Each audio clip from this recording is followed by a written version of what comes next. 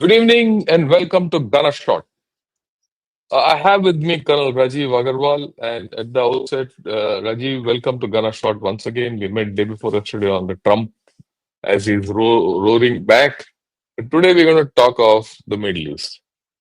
A very good evening to you at the outset, right? Thank you, sir. Same to Uh, you.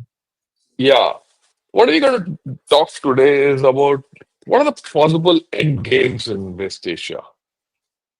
West Asia was heading towards uh, some kind of peaceful situation. We were talking of IMEC. We were talking of some possible deal of between Israel and Saudi. Already, the in 2020, the Abraham Accord had been signed. Abraham Accord, for those of you who don't know or not familiar with it, the accords between Israel and Morocco, Israel and Bahrain, and Israel and I'm forgetting one UAE. more, UAE. Yeah, UAE. right. Yeah, UAE. Then there was also the I2U2 which had come up. India, Israel, UAE, and USA. Yes. IMEC was being spoken of. The G20 had been held, and a lot of things when the Hamas decided they'll do Al Aqsa, the flood on October 7th, year before last. And since then, the entire Middle East is in turmoil. As days went by one, everyone got sucked in. Hezbollah got sucked in. The Houthis got into the game. Iran came into the game in a big way, right? And then people started taking positions. China, Russia, Turkey, and slowly everything started thing. Then we saw direct conflict between Iran and Israel. A Yes, sir. whole lot of missile war went on. Two rounds of that went on. There was a stage when we felt that it could go nuclear, and suddenly, then Israel mounted an attack on those famous pager attacks uh, on Hezbollah. They decapitated Hezbollah leadership very clearly with Hassan Nasrallah. Then they assassinated Israel Hania in Iran. Iran, and then Yahya Sinwar was finished off in Hamas. And then, of course, as everything was going this way, the big backbreaker in this whole story was the fall of Assad. And Syria went into a tailspin, and that actually flattened everyone out. And the whole scene has changed. Uh, is there an end game here? What is Israel's end game? What is Hamas' end game? What is America's end game? What is China's stake in this whole story? Where does this whole story leave Russia? Where does it leave the Middle East and the tussle between Saudi Arabia and Iran? And of course, the eternal third part of the triangle of this is Turkey. Where do all these people stand and where are they going ahead? And to talk about all this is Colonel Rajeev Agarwal, who writes extensively. I think if he writes extensively on all the best media platforms in India, including Hindu, First Post. Today also he's written in First Post of the forthcoming struggle as he sees it, or issues between Taliban and Trump. So, he's largely understated, but he writes and he understands the Middle East very well. And that's why I've called him. So, what I would request Rajiv to do is take on the issue of what's the current state of affairs in Gaza and Hamas and, Israel and Jenin. In fact, even today in West Bank, there were some issues. So, give us an idea of that, and then we'll talk of the larger picture. Over to you. Thank you, sir, and thank you for having me again on the show. So, like you said, sir, you gave the whole span of events that have happened in last 2 years, and if one really sits down and starts chronologizing this event, it looks very unreal that all this could have happened in just about 15 to 16 months. Normally, this kind of a churn would take decades to happen, but it has all happened in a compressed time. And I don't know whether, as you have said, the end game in West Asia is near or not, but definitely it is at a very critical inflection point where something has to happen in next 6 months in the short term and 4 to 5 years in the middle term. Because if this period goes, unresolved, or not resolving the issues in this period of about 4 to 5 years till the time the next U.S. administration takes place, then nothing is going to happen in Middle East. That is what my reading is, and I'll be studying and writing more on it.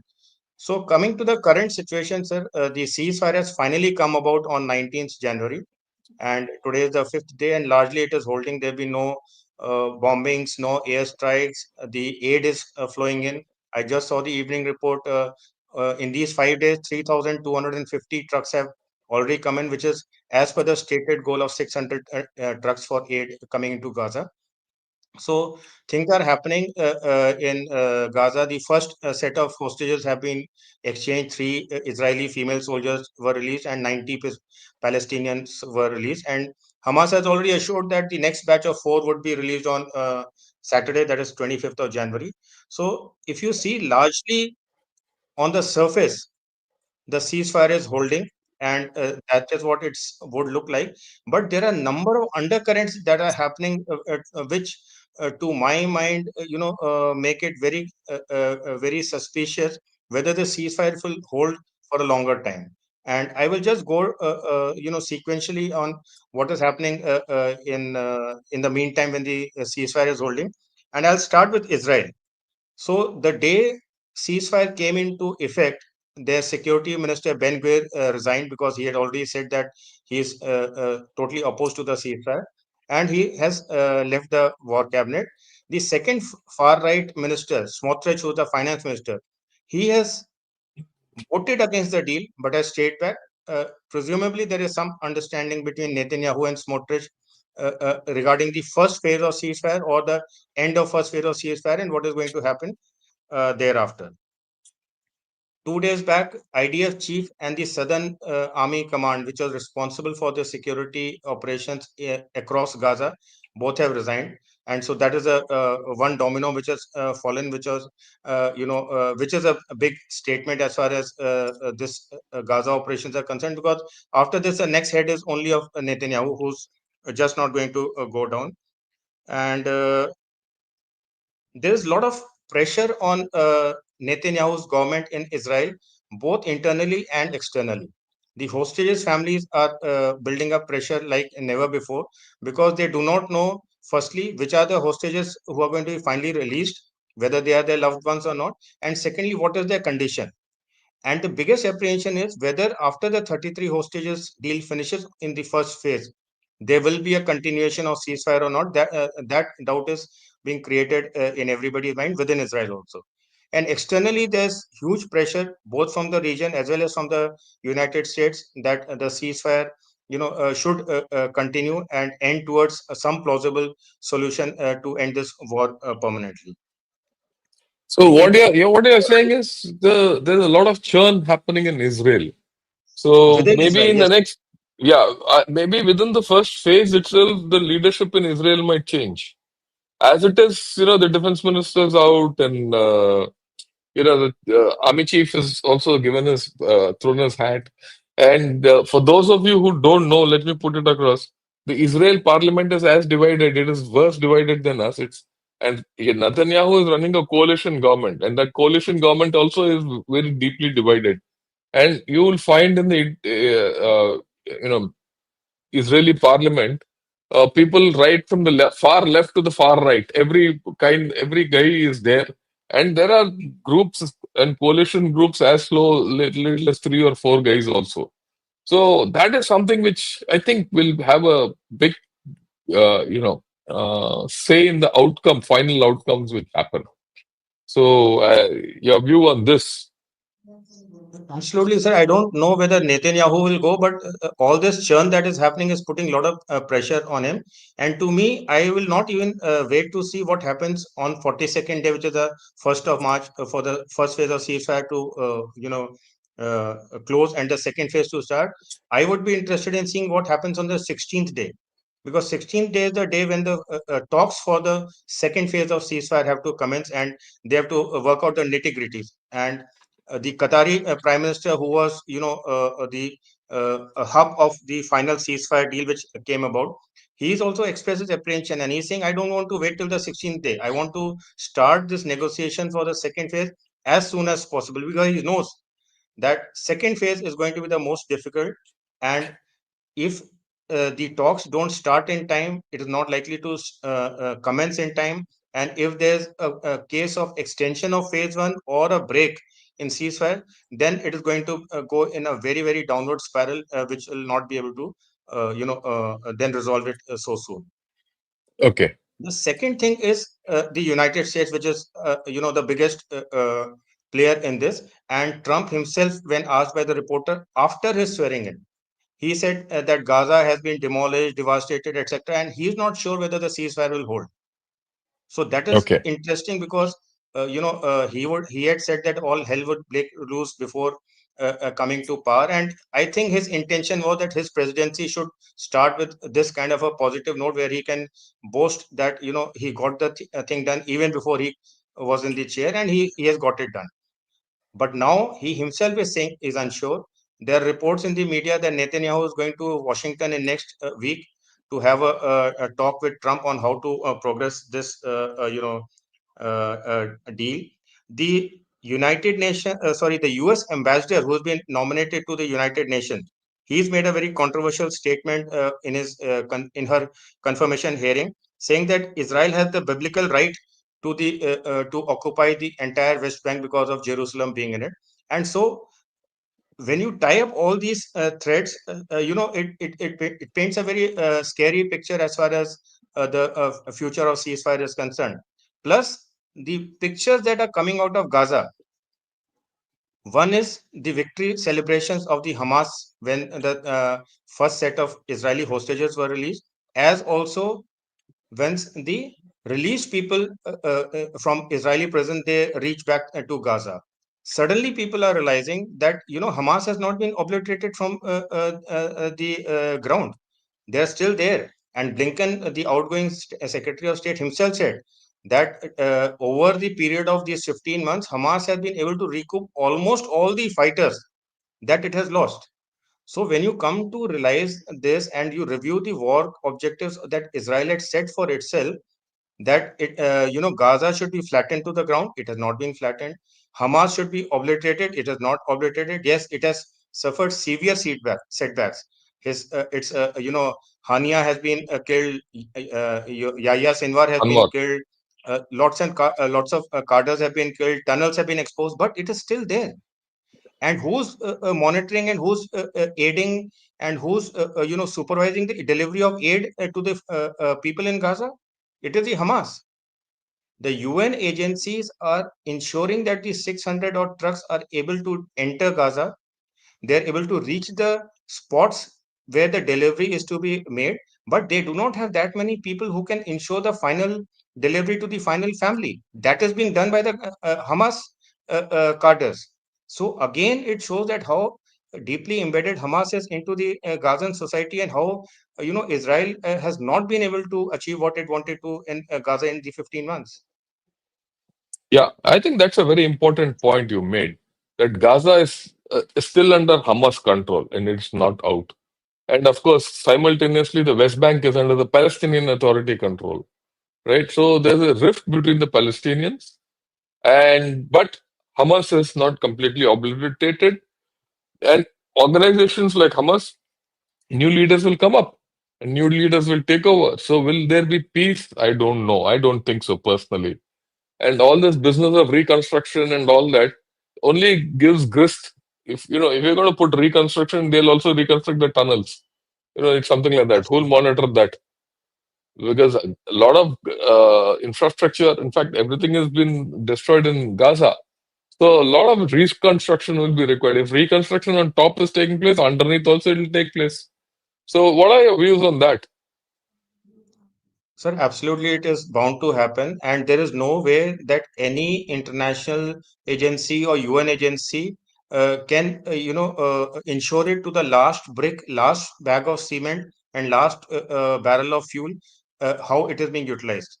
And earlier also the entire network of 500 odd kilometers of tunnel network that Hamas had created, it was only by stealing part of the aid that was coming into Gaza. Yeah, So it is not that they got a separate grant or separate, infrastructure material coming into Gaza unseen by the Israeli forces who are always on the lookout in the Gaza.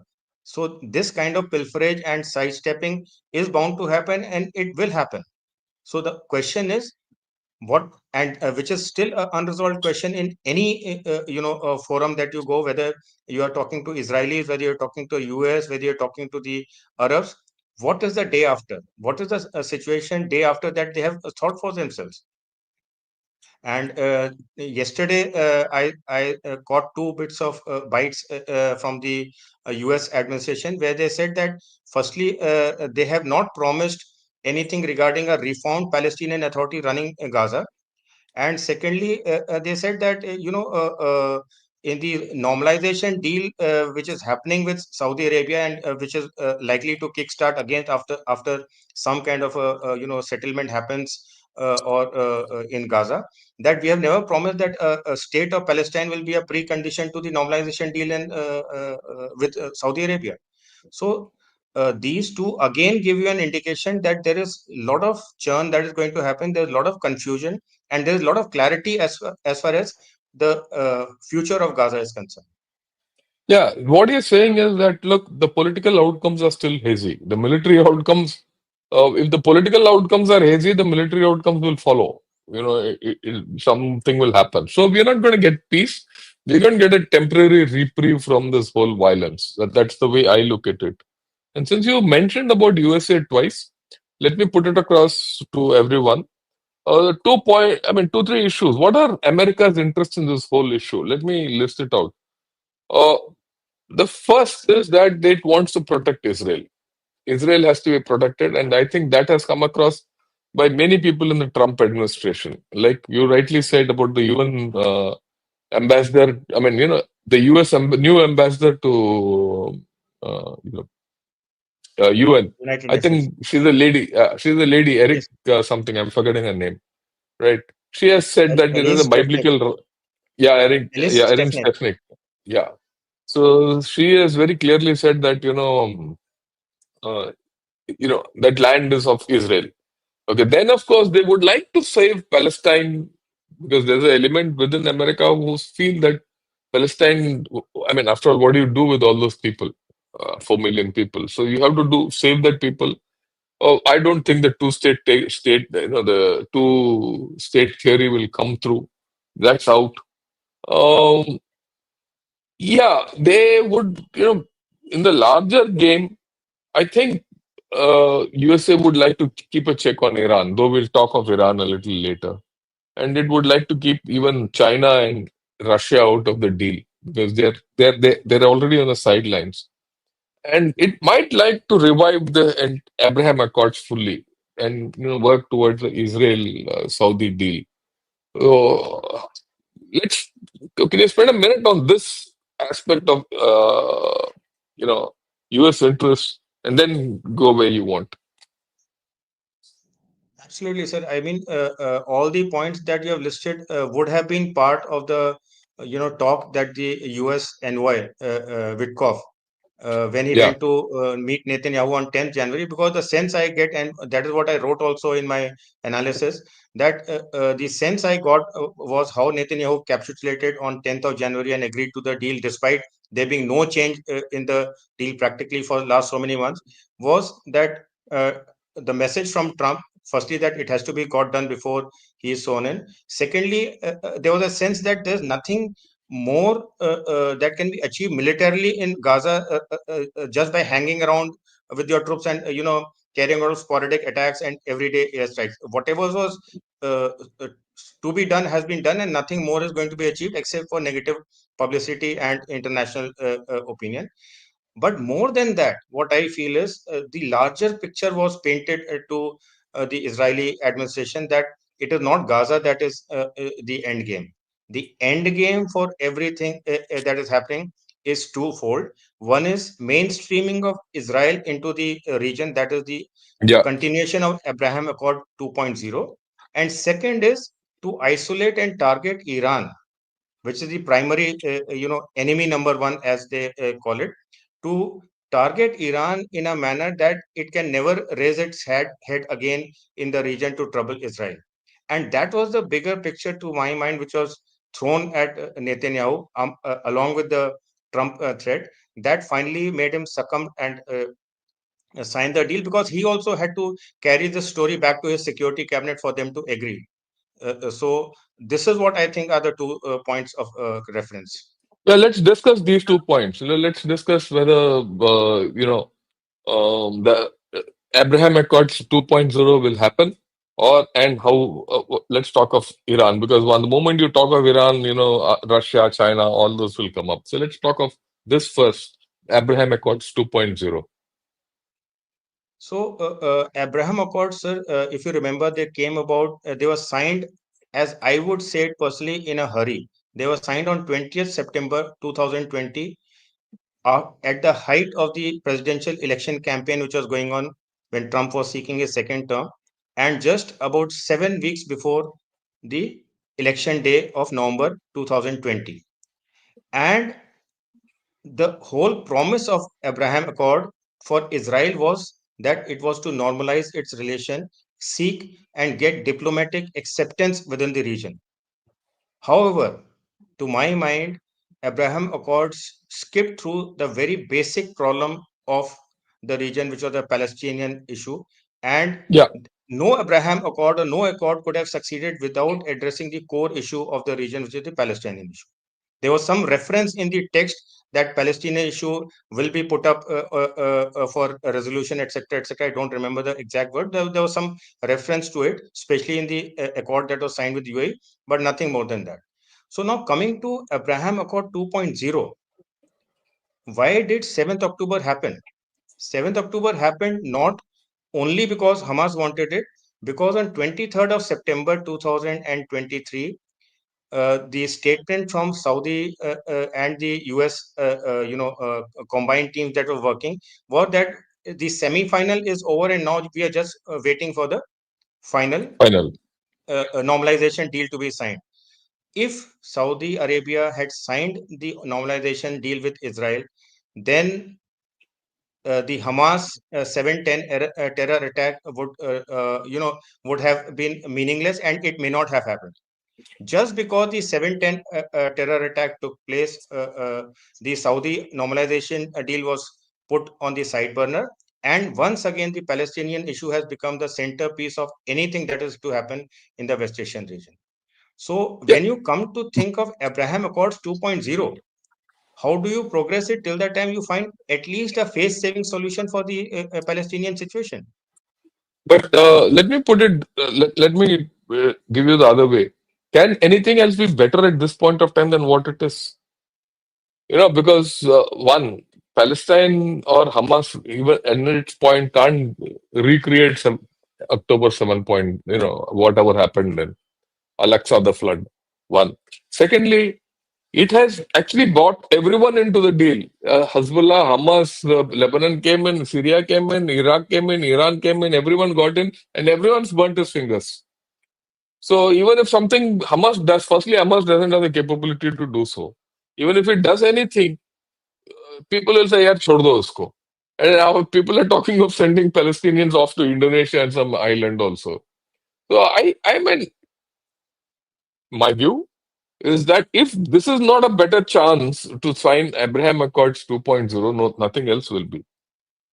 The logical political outcome of this entire 1.5 years should have been either you seek peace and a peace treaty in Hamas, okay, right? If not, suppress the Hamas Palestine issue by going ahead with the Abraham Accords 2.0.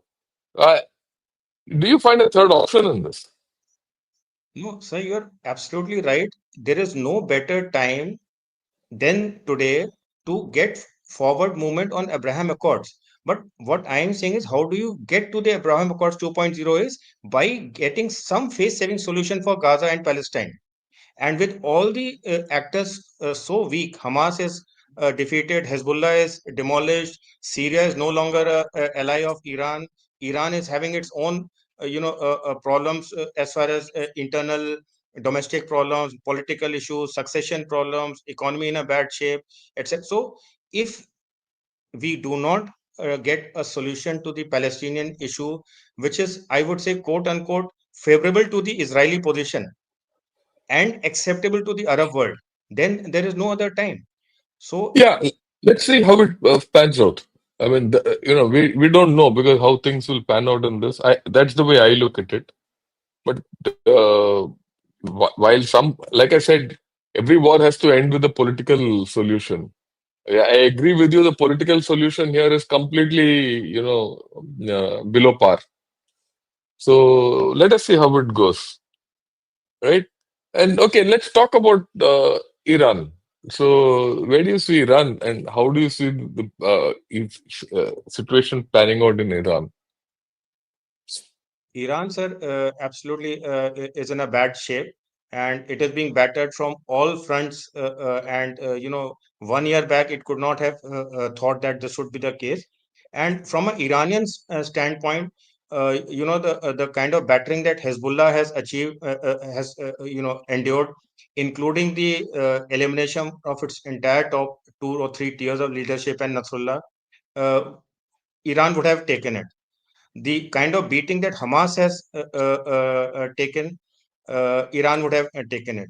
But I think the biggest and the domino to fall as far as Iran's strategy in the region was the fall of Assad regime in Syria. That has made both a physical, a psychological, as well as a political, setback for Iran, from which it is finding it very difficult to recover. Now, openly, the generals are saying within Iran, whether it's a IRGC general, whether it's an aerospace commander, that this is our biggest defeat, and Syria has been a disaster as far as we are concerned. So Iran is in a bad shape as far as region is concerned. It has taken two hits, one in April and one in October from Israel. So what that has done is it has removed that psychological barrier which Israel had for such a long time, so many years, that it had to fly to Iran and carry out a formal military airstrike. So that psychological barrier is also broken. Its air defenses in poor shape have been exposed. It does not have an air force. It is running to Russia to get Su-35s, S-400s in a big way as quickly as possible. But that is going to take time. The equipment, is not the thing. The manpower behind it, the whole tactics behind Yeah, it, the it'll deployments. that if you start today, it'll take 3 years minimum. That's the minimum. Absolutely. Absolutely. So that's what I'm saying. So even if they start getting these shipments, going to take. So Iran's strategy was to fight the war well away from its borders, 1,800 kilometers away. It could have Hamas, Hezbollah, PIJ, everybody fighting Israel, but it was safe on its border because it was sitting pretty 1,800 kilometers away with Syria and Iraq as its buffers. Now that is not there. Domestically, so many controversies have happened, including the hijab controversy, etc., which have been contested by civil rights group in Iran, and obviously the United States and others, people who want to instigate such things, are taking advantage of it. Politically, they lost their President Riasi, who was likely contender to becoming the next supreme leader when Khamenei goes. And now they do not know what is going to happen. The supreme leader has crossed 85 years. He is in a bad health shape. And there was some reports in November after Nasrullah was eliminated and all that, that he's had a secret meeting with the Guardian Assembly and Assembly of Experts, and nominated his own son Murtaza Yeah, as the successor. And that may not go down well, because the whole Iranian revolution came about to topple a monarchy, and monarchy works on succession. So if his son becomes the next supreme leader, it defies the total foundation of what the Iranian revolution and the regime came about. And then you come to the economy. Imagine the president had to publicly apologize to the public for the power cuts that the Iranian people are facing in acute winters, and the subsidies that he has to withdraw. So Iran, internally, domestically, politically, and within the region, is in the weakest position that it can be. The only thing that it is holding on to is its nuclear program, which it is not ready to budge or give. But the only thing is, as Jawad Sharif also said the other day, and their foreign minister, that they are ready for any constructive talks with the United States, because they know that any maximum pressure policy which was imposed by Trump in his first term, that will have a disastrous impact on Iran's economy, which is already Iran. reeling very bad. Yeah, you think this business of, it can revive itself with the help of Russia and China and Pakistan and all that, which is being spoken of? Sir, a lot of people underestimate Iran, and they say that economic sanctions and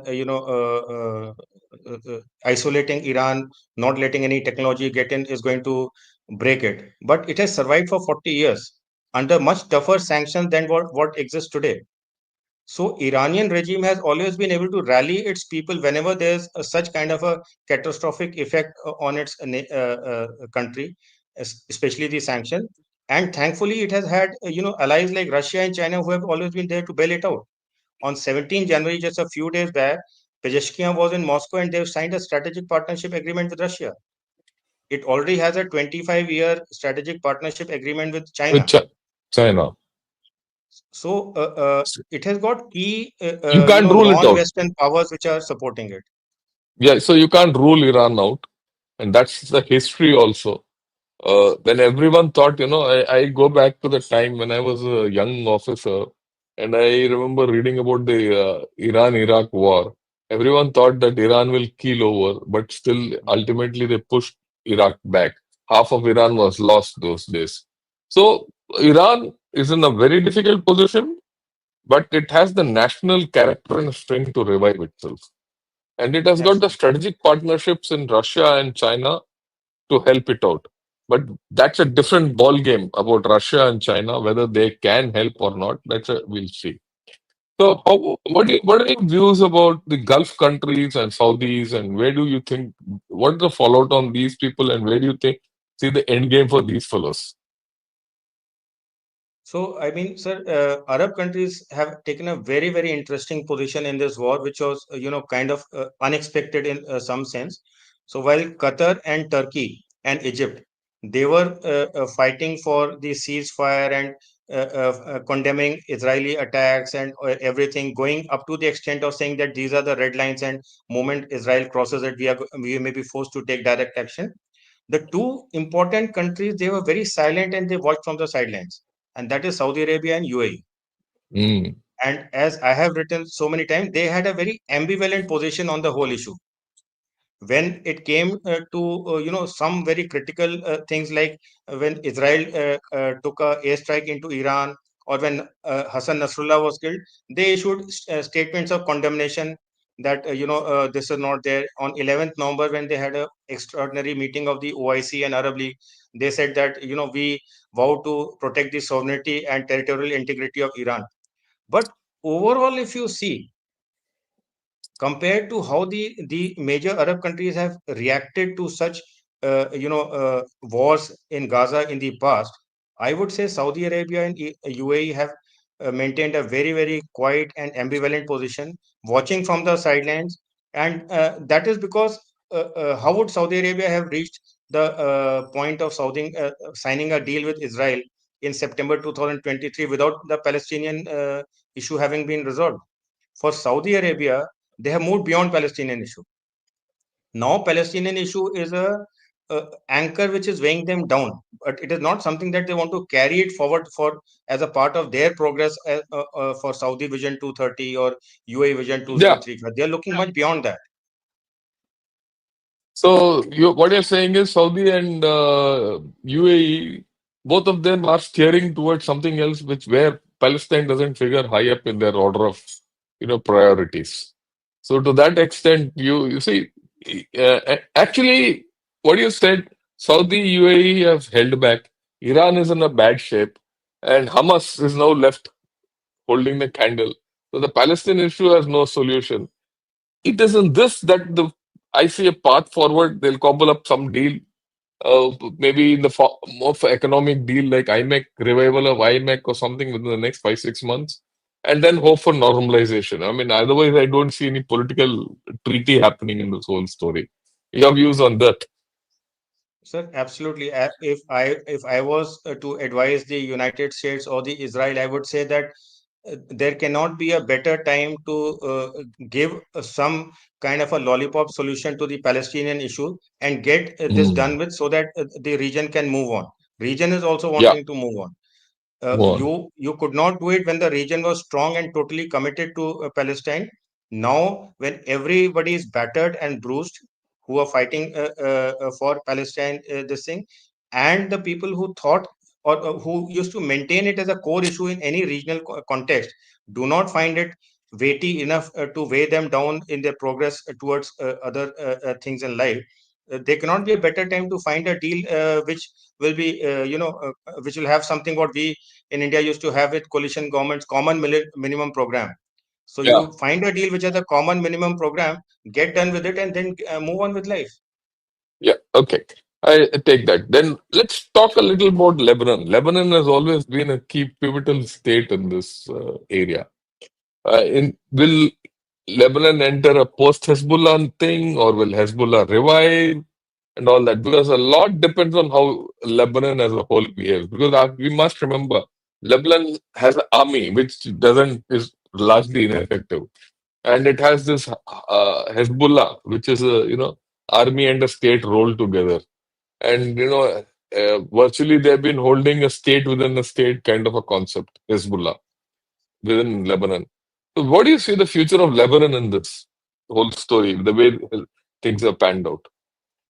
So Lebanon was very, very crucial, even more crucial to than Hamas to Iran in its regional strategy against Iran because of the presence of Hezbollah. And in last 20 years, especially after the 2006 war ended with Israel, Hezbollah had really come up both technologically in terms of the quality of military hardware that it got from Iran, in terms of the cadres, in terms of military tactics, etc. But now Hezbollah is down, and the West is very hard in pursuing a strategy that now Lebanon should firstly stabilize, because Lebanon has been having an interim government for last 3 to 4 years, because Hezbollah was not ready to sign on any deal for a permanent government. They Yeah, wanted its own influence, which the other political parties were not ready to sign out. So now the arrangement in Lebanon is being so orchestrated that firstly there cannot be a return of Hezbollah in next whatever term or time that you can think of, and secondly the Lebanese government should be unfavorably disposed towards Iran. So what have they done? They have chosen the military chief who was backed by the United States and the other Western countries as their president, and he has already been sworn in. And they have nominated Names Salam, who's again a pro-reform person, as the prime minister, who was the earlier president of International Court of Justice. And today also, I saw his statement wherein he was, being trying to be bullied by the other political parties and this thing for the names and portfolios of the minister. He said, "I'm not a rubber stamp prime minister who will be bulldozed into any kind of a deal." Plus, the Lebanese prime minister and the president have made it very clear that they will only the Lebanese army will be armed, and there will be no other armed groups in the country, making it very clear that Hezbollah, does not have any legitimacy in case they are able to do it. There's one issue more on Lebanon, which is there, that the 60-day ceasefire with Lebanon and Hezbollah and Israel in southern Lebanon is to end on 26th of January, 2 days from now. And at the end of this 60-day period, the Hezbollah was supposed to withdraw north of the Litani River, and the Israeli forces were to withdraw completely and come down to its own borders, and the entire space was to occupied by the Lebanese forces. Nothing has happened till now. yeah, Israeli forces are still there, and there's already a talk that Israel would be seeking an extension of some time from the United States and France for moving its troops back, and that may backfire because Hezbollah, in whatever stage it is weakened and defeated, it is not down and out. And Israel could not make much of a headway in the southern Lebanon, even when it had all its best of the military capability. So this is going to be one decision point that I'm looking at. Yeah. So, yeah, this is important. The point which you made is that, look, the future of Lebanon is important for the future of peace in this area. How Lebanon pans out. And you reminded everyone that the Israeli forces are still in Lebanon. They have not come out. That ceasefire is on the verge of finishing, and there's nothing more in view. And the transformation of Lebanon into a uh, post Hezbollah Israel. scenario where Hezbollah doesn't a thing is going to be a difficult affair. It's not going to be easy because it's going to reverse something which has happened over the past 15, 20 years. It's not going to be an easy affair. In fact, Hezbollah itself has roots going back to 30 years. So I don't see that happening in a hurry. Absolutely. But what does also not happen in a hurry is re-establishment of all these links which Iran had between Iran, Iraq, Syria, and thing. For the simple reason that Syria is in a mess. So we'll spend a few minutes on Syria. Where is Syria headed? Where do you think this thing? Because there's an old saying that if you want war in the Middle East, you should go to Egypt. If you want peace in Middle East, you should go to Syria. And Syria is not at peace. If Syria is not at peace, the entire Middle East will not be at peace. So, in that thing, what do you see the current state of Syria, and where do you think it's going? I agree with you, sir. Only thing it has to be reversed. If you want war, you go to Syria, and if you want peace, you come to Egypt in the current context. Yeah. So, So, yeah, Syria was a huge surprise which nobody saw. I was there at another panel 2 days back. There were a number of West Asian scholars there, and everybody admitted that whether in India, obviously we are so far off, but even the Arab scholars, nobody saw the way Syria went down in a matter of 8 to 9 days. So that was a huge thing. But now what is happening in Syria is very, very interesting, and it is very heavily contested. And you are right, it is going to lay down the framework of what is going to happen in the region in next few months at least. yeah. So There's no what is group happening in with. Yeah, please go ahead. Sorry. yeah, what is happening in Syria is the HTS, now led by Julani or Al Shara as he calls himself, is in Damascus, and they are calling the shots. Unlike Taliban in Afghanistan, which stuck to its ideology and this and that for months and years, and because of it, it remains isolated. Al Shara was smart. The day he took over power in Syria, he changed himself physically also, and he changed himself ideologically also, and now he is the a person who's being sought after by everyone within the region and outside. The first country that he traveled or sent as minister was, I think, Saudi Arabia. You have had the French, the German foreign ministers visiting Syria. His missionary is going all over the world, and so he's very clear that there cannot be a repeat of the Taliban example as far as Syria is concerned. However, not everything is hunky dory as far as Syria is concerned. In the north, you had the Syrian National Army, which was supported by Turkey. It has taken large swaths of land and it is still holding on. And then on the north and east side, almost up to the Euphrates River, that is almost you can say one third of Syria is under the Syrian Democratic Forces, which are the Kurdish forces, and the Yeah, Kurdish forces are the ones which have been fighting with Turkey for so many years as a part of their drive to have a independent autonomous Kurdish land, and there are still contestations which are going on in its the Al Shara has said that he wants a reconciliation, and Turkey may agree to it, but the SDF has made it very clear that till the time they have a major pie in the governance of Syria, they are not going to let go. And yeah, then you have the opportunity which has been exploited by Israel, where they have gone well beyond the Golan Height or the 1974 disengagement line, and they are, as they say, 25 to 28 kilometers short of Damascus. They have Damascus. occupied the highest peak, Mount Hermon, which gives them absolute bird eye view over the entire Syrian capital and its area. And then you have the city of Dara, from where everything started in 2011, the civil war. And you have unnamed and unidentified groups who are occupying almost 60 kilometers either side of Dara, which again becomes a very contested kind of a situation. So Turkey is not out of the woods. The only effort that the entire Western community is trying to have is that Turkey should not fall back in the influence circle of Iran. Iran made it Syria, very Syria, clear. Syria, Syria, Syria. You're talking of Sorry, Syria, no? Syria. Syria should not fall back into the sphere of influence of Iran. Iran, although it was taken aback by what happened in Syria, it made a statement. I think its foreign minister made a statement that we will talk and communicate and collaborate with whichever kind of regime comes in Syria. But that is what was going to be the tussle of how Syria shapes up internally within its borders, and externally how it is able to either dissuade the influence efforts of Iran, or it is able to go back into the influence circle of Iran in times to come. Yeah. Okay, so that's Syria. Syria is, again, the mess is not out. Till such time the mess is not out of Syria, there's no stability. It's partial stability. It's still seeking. It's in a pretty unstable state. Militarily, it might be stable, but politically, it's far from stable.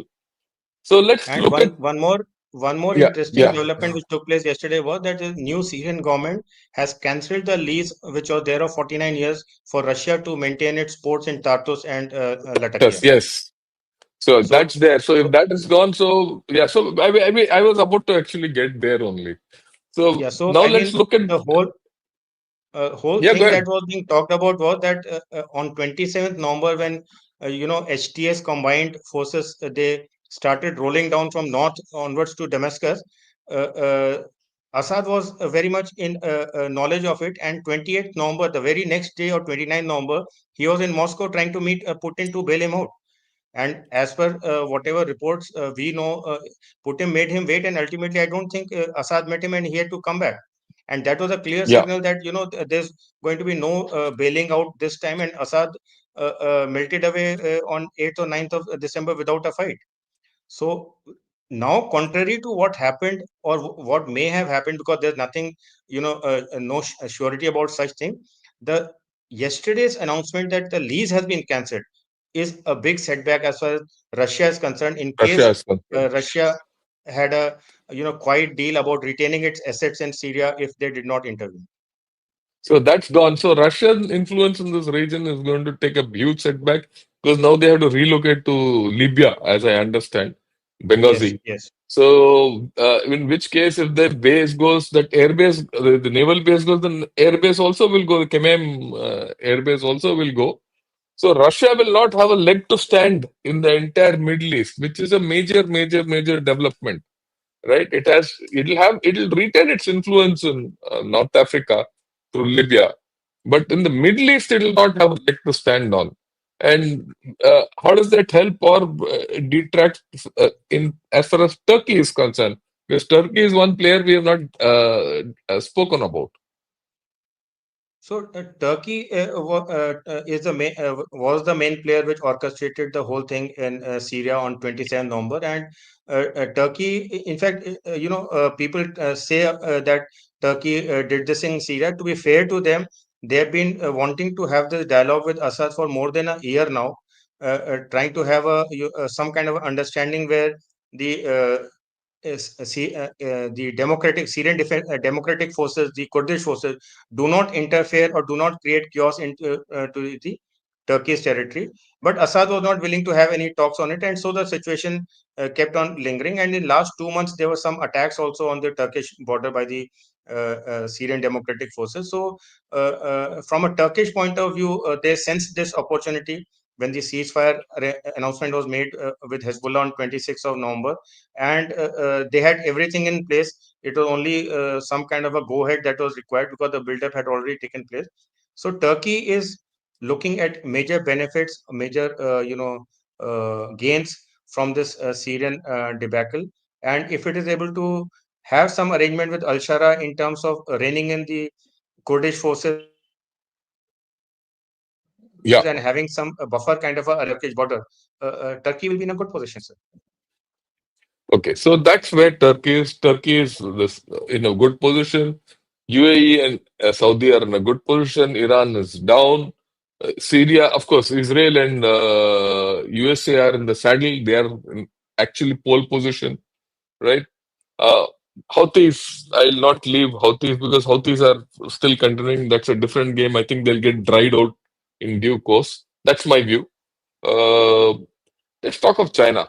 Where does China stand at the end of this? Because now I heard, I mean, today or yesterday I read where China is trying to send an ambassador, representative to the Middle East again to get their presence felt. Do you think they'll be successful?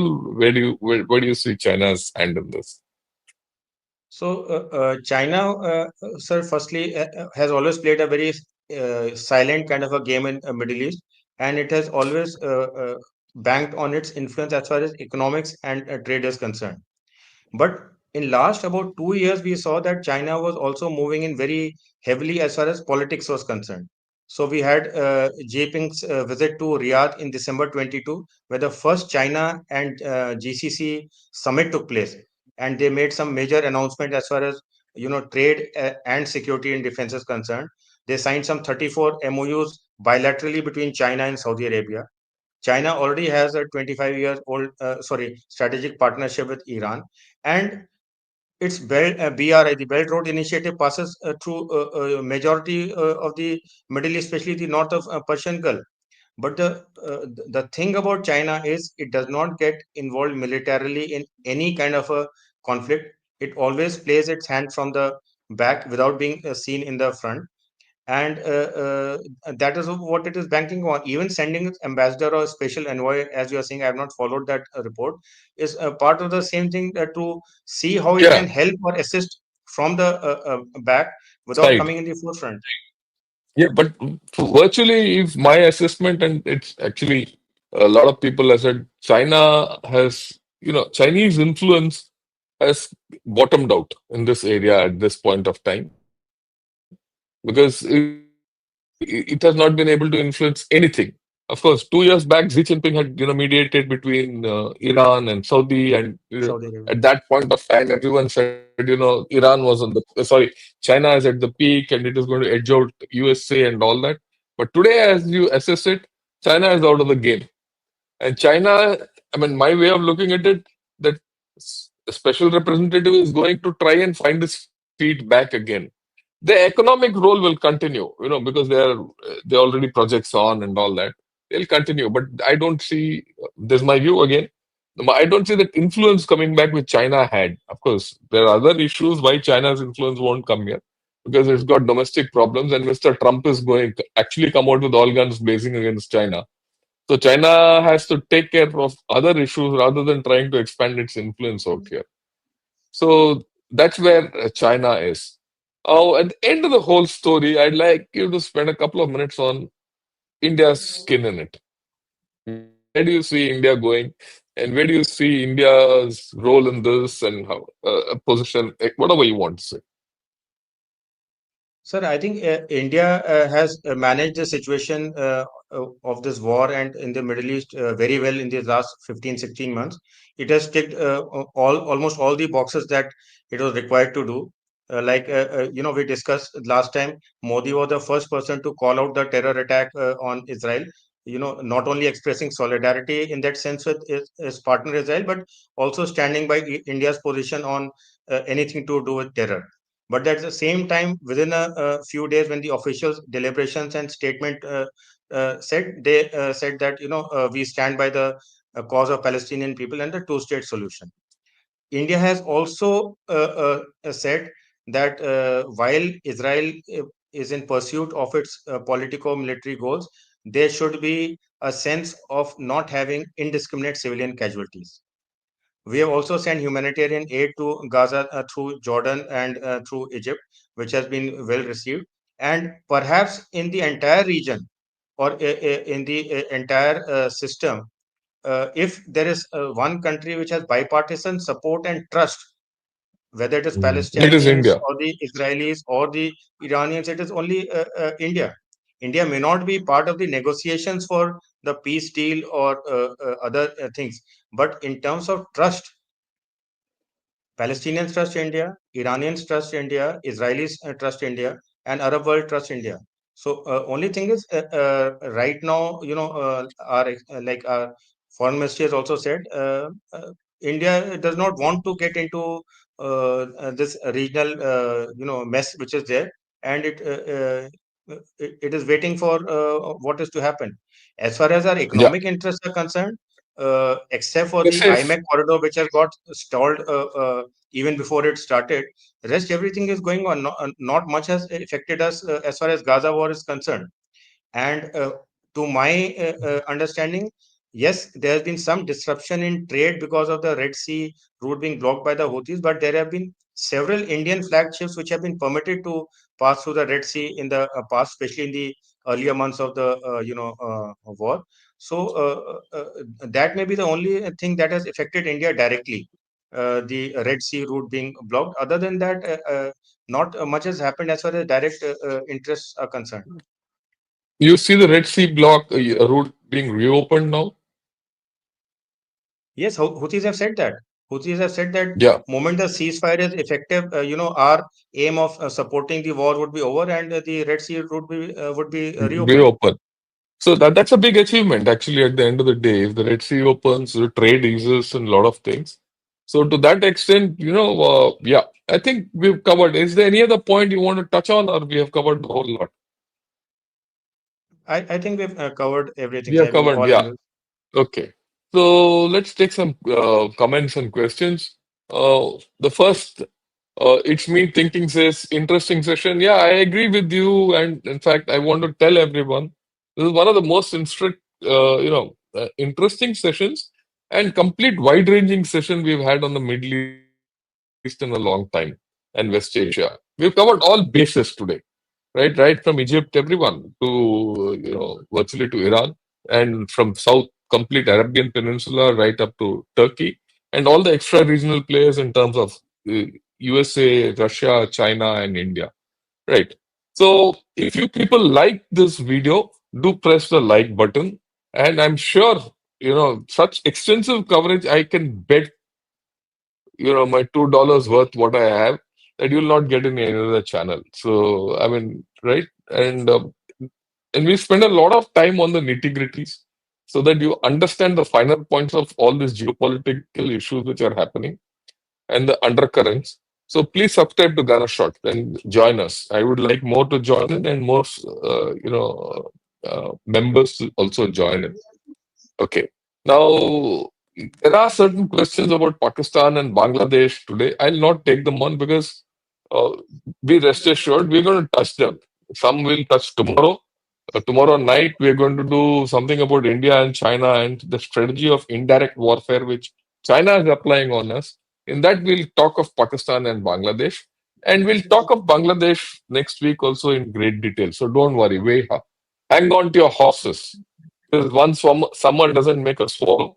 And just because the DGISI has gone to Bangladesh doesn't mean the world is going to come down.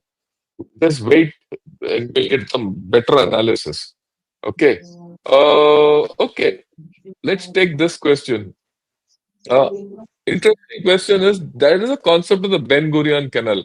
What would be the impact in West Asia if Israel goes in that direction? Yeah. So I mean, Do you think it will happen? that that Do is you think this will happen? that has been that has been part of the concept to have a direct access to the Mediterranean Sea for a long time, ever since Israel has come Yeah. about. But I don't know that that may not be a priority right now, and uh, you know, uh, getting over with this situation and getting ahead would be a priority. Ben Gurion Canal, Mm. if and when it happens, there are number of factors to it, geographical factors. And other economic factors which are there. So they Mm. wanted to make a parallel canal to the Suez Canal, which has got direct access to Israel on both sides. I don't think that is a priority right now. Yeah. And no one's going to fund it also. And Israel doesn't have the capability to fund it. What are the chances of Israel or US bombing the nuclear facilities in Iran? If it happens, do you think Russia would get involved in such a scenario? See, sir, this question has been asked a number of times. If Israel and US thought that they could have bombed Iran out of shape and taken out their nuclear asset, they would have done it a long time back. The fact remains Yeah. that it is beyond the physical capability of both Israel and US to take out the kind of nuclear facilities that Iran has built. Uh, Mm. hundreds of meters underground and in deflated positions within the mountains where a direct, bunker bursting or deep earth penetration bombs are also not effective. So, except for sabotage events or cyber attacks or taking out some of the sites like Parchim, etc., which are more Mm. nearer to the surface and exposed, very difficult for them to take out nuclear sites of nuclear by an airstrike. Okay. This is again a very interesting question. Let's assume if Iran's problem is solved with respect to Israel, who would be the next Iran-like country for Israel, Turkey or Qatar? Let me put it in context. You see, long back before the Iranian revolution, Iran and Israel were good friends. There was a pipeline to be laid between Israel and Iran. So if Iran, so solving is, the very question is, if you have to solve the problem of Iran, you have to go back to that time. Do you think we'll go back there, and you think some other country will emerge, or do you think the present situation will continue? Again, sir, this question about uh, problem solving with Iran is basically referring to the regime change in Iran, and that again has been Hmm. attempted for now decades with respect to Iran. And the regime is quite strong. It has been holding firm. Yes, it has got its Yeah, vulnerabilities, and a number of attempts have been made, but it is going to it's be not going to difficult, go and down. it's not going to go down so easily. Yeah, I agree with you. Okay. Let's take this question. The command and control apparatus of non-state actors is shifting eastwards. Until now, it was Pak, but Pak in disarray, and it is probably shifting to Bangladesh. Your views. Now, why I'll take this question. I will have to answer this question in a different manner. You see, if things go down, if Hezbollah and all that goes down, if Syria quietens down, and a lot of Pakistanis are fighting in Syria. A lot of these fellows will be footloose. Will this arc of terror shift east? And will they enter Bangladesh? That's the question, because it affects us. To that extent, your answer, I mean, your view. So, very difficult to say at this time how a situation is going to pan out because it is all based on ifs and buts. How Syria will shape up finally, how the revival of IS will not take place. Then we are forgetting Afghanistan because Afghanistan will also be Yeah. a factor how it shapes up and how Yeah. Trump is going to either have a kind of understanding with Taliban or not have an understanding with Taliban in Afghanistan. We'll How have the to see how Pakistan it is. Afghanistan how the Pakistan Afghanistan border issues shape up. So it's got too many linkages and ifs and buts. We have to wait and watch for that. Okay. And of course, what would be the scenario if non-state actors use the opportunity to strengthen and regroup to start the conflict after 5 years? Vishwanathan, I'll not even give that question to him. What happened 5 years now? We don't know. Actually, we don't know. We can't foresee this region in the next 2 to 3 years also. So leave alone that, I would say if the next 2 months go through well, we'll come back and talk about it. 5 years is too lot. But what is interesting is this region might quieten down, but the arc of terror might shift to the east. That's a point which we will discuss in other, like Pakistan and Bangladesh are becoming more relevant for our security. It's not Pakistan and Bangladesh alone, it is China also. I'll talk about this tomorrow in a manner. Tomorrow we're going to have a very interesting thing. Tomorrow 9:30 in the evening. Join me with Mr. Sri Iyer as part of P Gurus and Ganesh Short joint broadcast. And we'll talk about all this. Anything else you want to say, Rajiv? Otherwise, we'll pack up. Sir, thank you for having me on the show. And I would just say that the kind of situation West Asia is in, if nothing comes about as a solution in next 4 to 5 years, then nothing's going to come up in the coming decade, because After that, this kind of a situation cannot come about again. A Gaza conflict yeah, of this nature cannot come about again. The dissipation of Iranian influence in the region cannot come about again so soon. And the position of advantage that Israel has in the region today cannot come about again so soon. So if this opportunity is lost now and within next 4 to 5 years, then next opportunity will it be will very happen. far. Yeah, I think that's a fair one. I would like to thank everyone. Sorry, I'd like to thank everyone who's attended today. And you gave some very interesting comments and you gave some very interesting questions. And I think personally, I've been educated by what Rajiv had to tell us today and bring us on par with on what's happening in West Asia. Thank you, Rajiv, for this, and thank you for all of you. Join me tomorrow night at 9:30. It's not at 8 o'clock. Tomorrow will be at 9:30 at night. Till then, good evening, Jai Hind, and thanks to all of you. Thanks, Rajiv. Thank you, sir. Thank you, sir.